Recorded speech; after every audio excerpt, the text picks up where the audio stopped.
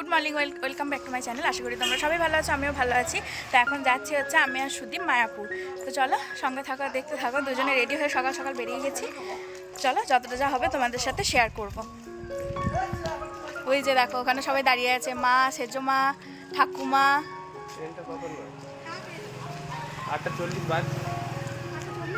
সর্বনাশ।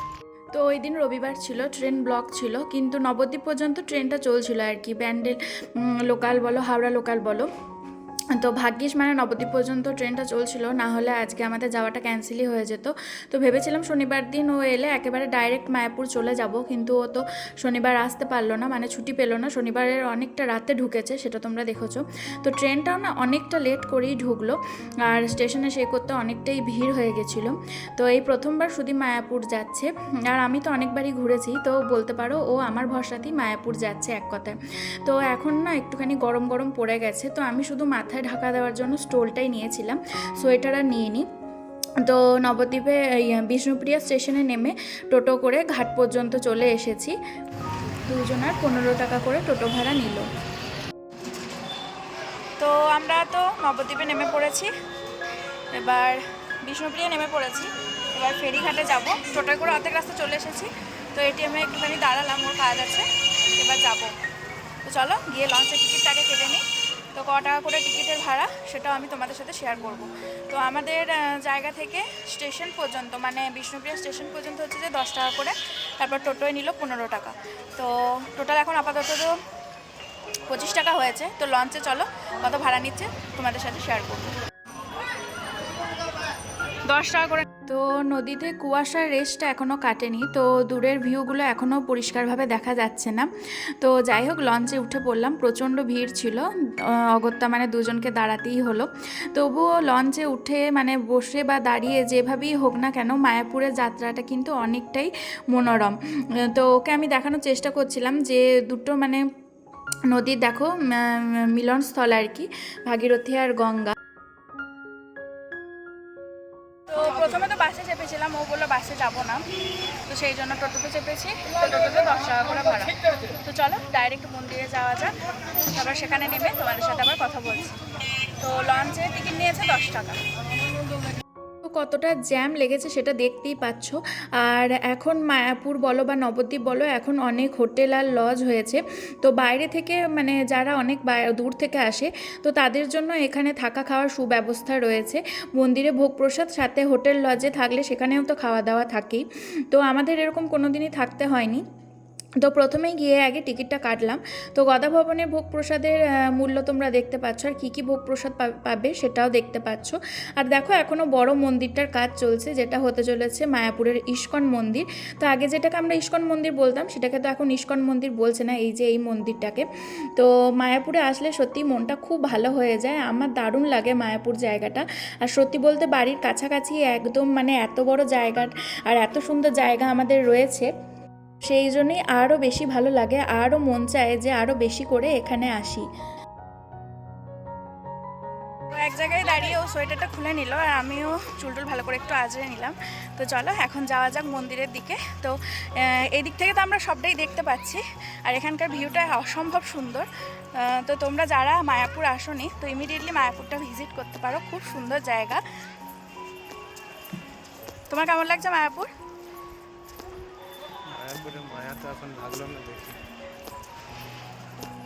প্রথমে আমরা ঠিক করেছিলাম যে এখানে জুতো, ব্যাগ, ফোন সব কিছু জমা দিয়ে আগে শ্রী প্রভুপাদ শ্রীলের যে মন্দিরটা রয়েছে এইটা আগে ভিজিট করব। দেন আমরা জুতো, ব্যাগ, ফোন কিছুই না নিয়ে যাব হচ্ছে রাধা মাধব মন্দির, কারণ ওখানেও সব কিছুই জমা রাখতে হয়। তো মায়াপুরের মন্দির তো ঘোরা হয়ে গেল, আর আমরা 3D পিকচারটাও দেখলাম। তো একবারে আমরা মোবাইল আর ব্যাগ জমা দিয়ে দিয়েছিলাম। তো প্রথমে এই মন্দিরটা, মানে এই যে এই মন্দিরটা ঘুরলাম, তারপরে আমরা একেবারে খালি পায়েই চলে গেছিলাম রাধা মাধবের মন্দির, কারণ ওটা তো একবারে টাইমের মধ্যে বন্ধ হয়ে যায়, আবার পরে খোলে। তো আমরা আর ব্যাগ আর মোবাইল আর জুতো কিছু নিইনি, জমাই রেখেছিলাম একবারে। তো একেবারে খালি পায়ে হেঁটে অত দূর চলে গেছিলাম, দেখে একেবারে 3Dর সমুদ্র মন্থনের মুভিটা দেখে তারপরে আমরা বেরিয়ে এখন এই ব্যাগ আর মোবাইলটা নিলাম। তো তোমাদের সাথে আমি সেটা শেয়ার করতে পারলাম না। তো পার হেড হচ্ছে 20 টাকা করে টিকিট, তো তোমরাও দেখতে পারো। বেশ ভালোই দেখাচ্ছে। তো টাইমিং শিফট আছে, তো সেই হিসাবে তোমরা দেখতে পারো। তো চলো এখন যাচ্ছি হচ্ছে গদা ভবন। এখন গদা ভবনের টিকিট কেটেছি আমরা, তো ওখানেই এখন আমাদের ভোগ প্রসাদটা কালেক্ট করে নিই। চলো। কোথাও তো মোবাইল ফোন অ্যালাউ নেই, একমাত্র শুধু ভোগ প্রসাদ খাওয়ার সময়ই মোবাইলটা আর ব্যাগটা তুমি রাখতে পারো, জুতোটাও এক সাইডেই খুলতে হবে। তো যখন আমরা ওই শ্রী প্রভুপাদ শ্রীলের মন্দিরে গেছিলাম তখন ফোয়ারাটাকে চালু করেছিল, কিন্তু যখন বেরিয়ে এলাম ভিডিও করব বলে, তো যাই হোক তখন বন্ধ করে দিয়েছে। এখন আমরা বিশাল লাইনে দাঁড়িয়ে আছি, বিশাল লম্বা আমরা লাইনে দাঁড়িয়েছি, মানে অজস্র মানুষের পিছনে আমাদের পিছনে অনেক মানুষ দাঁড়িয়েছে। তো কি বলবো, টিফিন এনেছি কিন্তু টিফিনটা খাওয়ার এখনও সময় হয়নি। আখের রস খেলাম, আমি এক গ্লাস আর ও এক গ্লাস খেলো। তো এখন লাইন কতক্ষণ শেষ হবে জানি না, 4টের সময়ও খাওয়া হতে পারে। তো চলো দেখা যাক কখন আর কি খাবারের লাইনের ভিতরে একবারে গদা ভবনের ভিতরে ঢুকছি। তো টাইমটা অবশ্যই তোমাদের সাথে শেয়ার করব। আর গদা ভবনের টিকিট হচ্ছে 80 টাকা। তো চলো কী খাবার দিচ্ছে না দিচ্ছে সেটা তো তোমাদের সাথে আগেই শেয়ার করেছি, মানে লিস্টে লেখাই ছিল। তো ডাইরেক্ট থালাতে কী খাবার পাচ্ছি সেটা অবশ্যই তোমাদের সাথে শেয়ার করবো, সঙ্গে। তো আগেরবার যখন এসেছিলাম গদা ভবনে ভোগ প্রসাদ গ্রহণের জন্য তখন একটু ওই দিকে মানে মেন গেটটা দিয়ে ঘুরিয়ে ঢুকিয়েছিল। তো এখন দেখছি এই ব্রিজের মতো, এই যে সেতুর মতো রয়েছে, এখান দিয়ে মানে এন্ট্রিটা করেছে। তো এখানে বিশাল বড় একটা কচ্ছপ ছিল, এখন সেই কচ্ছপটাকে দেখতে পেলাম না, উল্টে দেখলাম বেশ কিছু মাছ রয়েছে। আর শীতকালে মায়াপুর আসা মানেই বিভিন্ন ধরনের ফুলের সম্ভার, এইটা দেখেই মনটা আরও ভালো হয়ে যায়। তো কি ভোগ প্রসাদে রয়েছে সেটা দেখতেই পাচ্ছ, ফুলকপি আলুর তরকারি, মিক্সড ভেজ, ডাল, ভাত, পায়েস, রুটি আর রয়েছে বেগনি। তো তোমরা এখানে মানে দ্বিতীয়বারও খাবার নিতে পারো। তো সেখানে মনে হয় ভাত, ডাল আর তরকারিটাই দিচ্ছিলো, আমরা যেহেতু নিইনি সেই জন্য সেটা আমি বলতে পারলাম না। তো তারপরে এখানে লং স্কার্ট দেখছিলাম মায়াপুর টেক্সটাইলে। তো আগেও একবার আমি মায়াপুর টেক্সটাইলের সাথে মেসেজে কথা বলেছি, তো গোপী ড্রেসগুলোর যেরকম রেঞ্জের দাম বলছিল আর যেরকম ওর ঘেরটা, তো সেটা আমার পোষায়নি, সেই জন্য আমি কিনিনি। আর এখানে স্কার্টেরও দাম জিজ্ঞাসা করলাম, দেখলাম একটু বেশি বেশি বলছে, সেই জন্য নিইনি। আর তোমরা অবশ্যই কিন্তু মায়াপুরের ভিতরে কোনো দোকান থেকে কোনো রকম কোনো জিনিস কিনো না, এইটাই বলবো। কারণ পুরো একদম মানে কি বলবো, প্রচুর দাম নেয় আর তুমি একদমই কী বলবো বার্গেনিংটা করতেই পারবে না, মানে করতে গেলেও ওরা মানে ঠিকঠাক মানে রাজিই হয় না, সেই জন্য তুমি যতই বলো না কেন। তো যতটা সম্ভব হবে তোমরা বাইরেই জিনিস কেনাকাটার চেষ্টা করো, বিশেষ করে গোপী ড্রেস বা বাচ্চাদের গোপী ড্রেস এগুলো। তো তারপরে গোশালা যাওয়ার কথা হচ্ছিল, তো খাবার দাবার খাওয়ার পর গোশালা গেলাম। তো ওর পায়ে প্রচণ্ড লাগছিল, সেই জন্য টোটো করা হলো, কারণ মানে একটা দিনও রেস্ট পায় রবিবার দিনটা, তো সেটাতেও আমি ওকে ঘুরিয়ে ঘুরিয়ে মানে হাঁটিয়ে হাঁটিয়ে ওকে কষ্ট দিচ্ছি। তো বললো যে না টোটো করো, যাই হোক টোটোয় করে গোশালা চলে এলাম। তো গোশালা জায়গাটাও খুব ভালো, আমার খুব ভালো লাগছিল। কিন্তু আমাদের এখানে বাড়ির দরজার সামনেই যেহেতু রোজই ভগবতী মা আসে, তো সেই জন্য ওর অতটা মানে ইন্টারেস্টিং লাগেনি জিনিসটা। তো যাই হোক আমি একটুখানি ঘুরে দেখছিলাম, ও একটুখানি দেখি তারপর বেরিয়ে চলে এলো। আর এখানে গিয়ে অবশ্যই তো দই বা লস্যি কিছু তো একটা ট্রাই করতেই পারো। আমার লস্যিটা মোটামুটি লেগেছে, কিন্তু দইটা বেশ ভালো লেগেছে। তো আমি 1 কাপ দই খেয়েছিলাম আর ও খেয়েছিল 1 কাপ লস্যি। তো দুটোরই মনে হয় প্রাইস পড়েছিল 40-40 করে। আমার দইয়ের দামটাই মনে আছে, লস্যির দামটা ঠিক মানে খুব একটা মনে নেই। তো এখানে তোমরা খেতে পারো, তো এটা আমি শেয়ার করলাম। তো এখানকার ঘি বা ক্ষীর যাই বলো না কেন বা দই লস্যি কোনোটাই ট্রাই করিনি, এই প্রথমবার সুদীপের সাথে গিয়ে ট্রাই করলাম। আগে গোশালা অনেকবার এসেছি কিন্তু কখনো খাইনি। তো এখন এবার বাইরে মানে কি বলবো, ঘর যাওয়ার সময় হয়ে গেছে, ও বারবার বলছে তাড়াতাড়ি চলো বাড়ি যাই। তো শেষ মুহূর্তে আমার একটা ছোট্ট করে ভিডিও শেয়ার করলো, যখন আমি বিধ্বস্ত, আমার মুখের অবস্থা একদমই ঠিক নেই। তো বড় মন্দিরটাও এই সময় বেশ ভালোই মানে দেখতে পাচ্ছ তোমরা। আর বড় মন্দিরটা কবে কমপ্লিট হবে সেটার কোনো মানে ঠিকঠাক নির্দেশ বা কি বলবো ঠিকঠাক মানে সময় বলো বা ডেট বলো, কোনোটাই আমরা বুঝতে পারছি না বা কোথাও আমি লেখা দেখছি না। আগেরবার যখন এসেছিলাম 2024 সালে আর কি উদ্বোধন হবে লেখা ছিল, কিন্তু এখনও কাজ চলছে, মনে হয় না 2024 সালে উদ্বোধন হবে। এবার আমি ঠিক বলতে পারছি না। তারপরে নবদ্বীপে চলে এলাম, আজকে হচ্ছে সেজমা সেজো কাকুর অ্যানিভার্সারি। তো সকালবেলায় আমি খবরটা পেয়েছি, তো ও সঙ্গে সঙ্গেই বলেছিল সেজমা সেজো কাকুর জন্য কেক আর ফুলের মালা নিয়ে যাব। তো প্রথমেই এলাম পোড়োমায়ের মন্দিরের কাছে, কারণ ওই রাস্তাতেই পড়েছিল। তো পোড়োমাকেও একবার দর্শন করা হয়ে গেল, এইটা একটা বেশ ভালো লাগলো আমার। তো যাই হোক মায়ের দর্শন করলাম দুজন মিলে, তারপরে কেক আর ফুলের মালা নিয়ে আমরা ট্রেনে চেপে পড়েছি। গুড ইভিনিং, শুভ সন্ধ্যা। তো মায়াপুর ঘুরে ঘুরে বাড়ি চলে এসেছি আর সেজমার হাতে কেক আর ফুলের মালা তুলে দিয়ে দিয়েছি। তো সুদীপই বলেছিল যে আমি কেক আর ফুলের মালা নিয়ে যাব, মানে আমরা যখন সকালবেলায় বেরোই তখন জানতাম না, মা ফোন করে জানায়। তো যাই হোক, ফেরার সময় আমার প্রচণ্ড মাথায় যন্ত্রণা হচ্ছিল, কিন্তু এখন একটুখানি কমেছে। ওদিকে মেজমাও চলে এসেছে, হালকা হালকা হচ্ছে। আর এদিকে মা গরম গরম কফি আর বিস্কিট দিয়েছে, তো ও তো খেয়ে নিয়েছে গরম গরম কফি আর বিস্কিট। তো আমি ফ্রেশ হয়ে বসতে নিতে একটু টাইম লেগে গেল, তো এখন আমি কফি আর বিস্কিটটা খাবো। চলো সঙ্গে থাকো আর দেখতে থাকো। আর সেজমার অ্যানিভার্সারি কীভাবে কী সেলিব্রেট হচ্ছে, কীরকম কী খাওয়া দাওয়া হচ্ছে, সেগুলো তোমাদের সাথে শেয়ার করবো। আর মায়াপুরের সব রকম ডিটেলসই তোমাদের সাথে শেয়ার করেছি। তোমরা চাইলে তোমাদের মতো সুলভভাবে, মানে খুব কম খরচে মায়াপুরটা করতেই পারো, মায়াপুর ট্যুরটা করতেই পারো। তো চলো। তো আজকে মেজমা আর ভাইও এসছে, এই যে আমার ভাই, মেজো কাকিমার ছেলে রনি। তো আমরা দুজনে ফোন ঘাটতে ব্যস্ত, আর সুদীপ যে কোন চিন্তায় মগ্ন, কী যে বলবো তোমাদের। তো মেজমা এসেই দেখো মা মেজমাকে কাজে লাগিয়ে দিয়েছে, এখানে মেজমা ময়দা মাখছে। তো মেজমা তো চলে এসেছে, আর মেজমা দেখো এখানে এসেই কফি টফি খেয়ে এখানে কচুরি বেলছে। কিসের কচুরি মেজমা? মটরশুঁটির কচুরি। তো মা আর মেজমা সমানে এরকম হাসাহাসি করছে। ও পেঁয়াজ কচুরি, তো মেজমা বলছে পিস কচুরি, ইংলিশে বলছে। তো প্রথমে একটুখানি ভুল হয়ে গেছিলো। তো যাই হোক, তো চলো দেখাই মেজমা কি সুন্দর গোল গোল করে কচুরিগুলো বেলছে, আর ওদিকে মা কি সুন্দর ভেজে নিচ্ছে। মটরশুঁটি আলু দিয়ে তরকারি করেছে। তরকারিটা দেখতে হয়তো তোমাদের ভালো লাগছে না, কিন্তু তরকারিটা খুব টেস্টি হয়েছিল, আর কচুরিগুলো সত্যি খুব টেস্টি হয়েছিল। তো এখনও মেজমার বেলার পর্ব আর কি শেষ হয়নি, এক এক করে সবই বেলে নিচ্ছে। আর মা দুটো থালায় বেড়ে নিয়েছে, একটা সুদীপকে দেবে আর একটা রনিকে দেবে, মানে ভাইকে দেবে।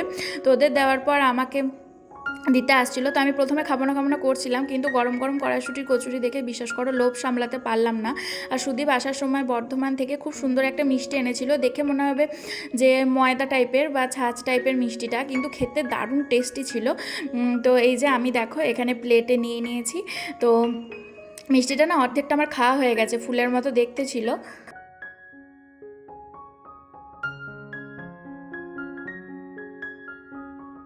এখন সবাই খুব ব্যস্ত, যেহেতু ঘরে জামাই রয়েছে। তো দেখো দুজন মিলি হচ্ছে যে ভিডিওর সামনে পোজ দিচ্ছে। তো ওদেরকে দেওয়ার পর মা আমাকে এখানে দুটো গরম গরম ফুলকো ফুলকো কড়াইশুঁটির কচুরি দিয়ে দিচ্ছে, সাথে তরকারি। কড়াইশুঁটি কচুরিটা দারুণ টেস্ট হয়েছে, আর সাথে নিয়েছি সুদীপের রান্না কালকের মিষ্টিটা। তো অর্ধেকটা আমি খেয়ে নিয়েছি, বাকিটা নিয়ে নিয়েছি। তো দারুণ টেস্ট লাগছে। তো চলো গরম গরম কড়াইশুঁটি কচুরিটা খেয়ে নিই। তো যে দিদি আমাদের এলআইসি করে, ওই দিদি বোনের সাথে এসেছিল। তো বিয়েতেও নেমন্তন্ন করা হয়েছিল, কিন্তু দিদি আসতে পারেনি, দিদি কনসিভ করেছে। তো অনেকক্ষণ বসে বসে গল্প করছিল। তো আমরা যখন মায়াপুর গেছিলাম, এদিকে হুগুরি এসেছিলো, মানে পুটু এসেছিলো। তো সকালবেলায় মা সুদীপের জন্য আর আমার জন্য ডিম সিদ্ধ করেছিল, আমি খাইনি। আমি বলেছিলাম পুটু এলে পুটুকে দিয়ে দেবে। তো ওকে দেখো মা এখানে ডিম সিদ্ধ দিয়েছে, আর একটুখানি মনে হয় লবণ দিয়েছিল। তো ওই লবণ জলটাই দেখো ও চুমকে খাচ্ছে। তো ওর সাথে সুদীপের দেখা হলো না, এইটা একটু খারাপ লাগছিল, কারণ আমরা তো ঠিক করেইছিলাম মায়াপুর যাব, কিন্তু কি করব বলো, দেখাটা হলো না। আর ও বর্ধমান থেকে সীতাভোগ মিহিদানাও এনেছিল, তো সেইটাই পুটুকে মা দিয়েছে, ও খাচ্ছিল। আর এই যে দেখো সেজো কাকুর কেক আর ফুলের মালা এখানে সাজানো হয়েছে। আর মেজমা দুটো ফুলের গাছ এনেছিল, তো সেই দুটোই মা এখানে একটা ফুলদানিতে দিয়ে দিয়েছে, আর একটা ফুলদানি ছিল না, তো ওটা সাইডেই রাখা ছিল। তো ট্রেতে কেকটা রাখা হয়েছে। তো এখন সবাই মিলে খুব হাসি ঠাট্টা গল্প করছে। এই যে দেখো সেজমা রেডি হয়েছে, সেজমা কত সুন্দর লাগছে। সেজমা পিছনে চুলটা দেখা দেখি, এই দেখো এই ফুলটা এটেছে, আমরা এনে দিয়েছিলাম, খুব ভালো লাগছে, খুব সুন্দর এটেছে চুলে ফুলটা। তো আজকে তো আমি সেজো কাকুকে আমি আর সুদীপ বলছিলাম যে মালা বদল করার জন্য। তো সেজো কাকু একটু লজ্জা পাচ্ছিল, আর কাকু এখানে পাঞ্জাবি পরে রেডি হয়েছে। কাকু কিছুক্ষণ আগে পর্যন্ত ছিল না, কাটোয়া গেছিল। আর এদিকে ঘর থেকে ঠাকুমাও বেরিয়ে চলে এসেছে। তো আমরা এক সাইড হয়ে গেলাম, বাচ্চা কাচ্চার দল। তো এখানে এবার দুজন মিলে মালা বদল করছে। তো সত্যি দেখো, বিবাহ জীবনের অনেকটা বছর, অনেকটা মানে সময় একসাথে কাটিয়ে আসার পর যখন 25 বছর বা 20 বছর এগুলো পার হয়ে যায়, তখন একটা ছোট্টখাট্টো করে যদি কেউ কেক বা ফুলের মালা এনে তাদের হাতে দেয় বা তাদেরকে দেয়, সত্যি তাদের মনটা কতটা খুশি হয়, তাই না? তো আজকে সত্যি সুদীপ হঠাৎ করে এরকম বলাতে আমিও দেখলাম যে সত্যি তো একটু আলাদা ধরনের হবে জিনিসটা, কেক আর ফুলের মালা নিয়ে গেলে। তো আমাদের নিজেদের যত না আনন্দ লাগছে, সেজো কাকুর মানে এত খুশি হয়েছে, এত ভালো লাগছে, এটা দেখে বেশি ভালো লাগছিল। এই যে বুবু এখানে খুব খুশি, সবাই খুব খুশি। এখন কেক খাওয়ানোর পালা চলছে, আর কাকু না খুব পান খেতে ভালোবাসে, তো পান চিবিয়ে যাচ্ছে। তো কাকু তারপরে কি করলো, পানটাকে ফেলে এলো, তার আগেই কি করেছে, পানের সাথেই আর কি কেকটা খেয়ে নিয়েছে। তো যাই হোক, আমরা মিয়ামুরটা নবদ্বীপে খুঁজে পাইনি, কিন্তু মন জিনিসটা খুঁজে পেয়েছিলাম। তো মন জিনিস থেকে এই কেকটা এনেছিলাম, chocolate mango flavour, chocolate orange flavour, sorry একটু বলতে ভুল হলো, কিন্তু খেতে দারুণ টেস্টি ছিল। তো আমাকে আর সুদীপকেও সেজমা খাইয়ে দিল। তো এখানে দেখো একটুখানি ছবি আর ভিডিও শ্যুট হচ্ছে, সেটা তোমরা বুঝতেই পারছো। তো একসাথে মায়াপুর ভ্রমণ, সাথে একসাথে সেলিব্রেশন, অ্যানিভার্সারি সেলিব্রেশন, তো এই সবগুলো মানে হলো আজকের দিনটাতে। তো আজকে সারাটা দিন বেশ সুন্দরভাবে কাটলো, সুষ্ঠুভাবে কাটলো, বেশ ভালো লাগলো। তো সুদীপকে আমি যে মায়াপুর ঘোরাতে পেরেছি, এটাও আমার বেশ ভালো লাগলো। তো বিয়ের পরে এই প্রথমবার হয়তো দুজন একসাথে মানে একা গেলাম, বিশেষ করে মানে আমার বাপের বাড়ি এখান থেকে, নাহলে তো আমি রানীগঞ্জে ঘুরতে গেছিলামই দুজন একসাথে। তো কাকু দেখো হঠাৎ করে আবার এখানে কানের এনেছে, সেটা আবার সেজমা একদমই জানতো না। তো আমাদের তরফ থেকে তো সেজমা সারপ্রাইজ পেয়েছে, আবার কাকুর তরফ থেকেও সারপ্রাইজ পেয়েছে। তো এটাই কী আছে সেজমা জানতো না। তো খুলে দেখা গেল দুটো ছোট্ট খুব সুন্দর ইয়াররিংস রয়েছে গোল্ডের। তো বেশ ভালো লাগলো। তো তোমাদের গিফটটা কেমন লাগলো, আর আমাদের সারাদিনের আজকের ভিডিওটা তোমাদের কেমন লাগলো অবশ্যই কিন্তু কমেন্টে জানিও।